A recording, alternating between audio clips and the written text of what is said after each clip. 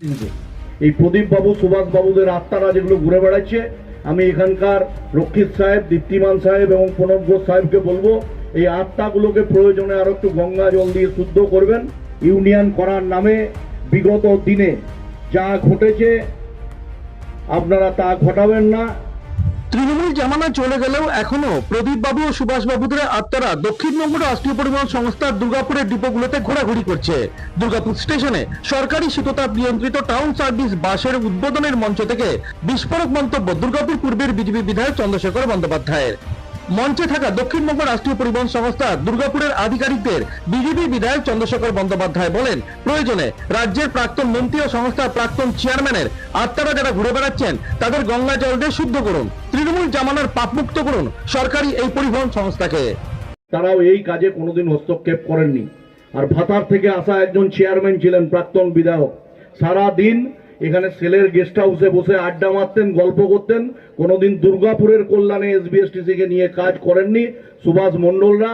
তাই এদের যারা এখনো পর্যন্ত আত্মারা ঘুরে বেড়াচ্ছে এসবিএসটিসিতে, এই প্রদীপ বাবু সুভাষ বাবুদের আত্মারা যেগুলো ঘুরে বেড়াচ্ছে, আমি এখানকার রক্ষিত সাহেব, দীপ্তিমান সাহেব এবং প্রণব ঘোষ সাহেবকে বলবো এই আত্মাগুলোকে প্রয়োজনে আরো একটু গঙ্গা জল দিয়ে শুদ্ধ করবেন, তাদের যেন শুদ্ধ চিত্তি ঘটে আর দক্ষিণবঙ্গ পরিবহন সংস্থা পাপ মুক্ত হয়, তার আবেদনও আপনাদের কাছে রাখলাম। দলীয় কর্মীদের সতর্ক করে দিয়ে এদিন দুর্গাপুর পূর্বের বিজেপি বিধায়ক চন্দ্রশেখর বন্দ্যোপাধ্যায় বলেন, তৃণমূল জামানার মতো এই সংস্থায় নোংরা ইউনিয়নবাজি করা চলবে না।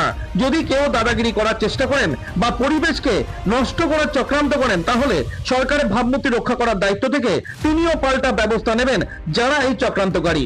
তৃণমূলী কালচার তিনি সরকারি এই সংস্থায় কোনোভাবেই আর বরদাস্ত করবেন না বলে সাফ জানিয়ে দেন দুর্গাপুর পূর্বের বিজেপি বিধায়ক চন্দ্রশেখর বন্দ্যোপাধ্যায়। বেশ ঘটবে।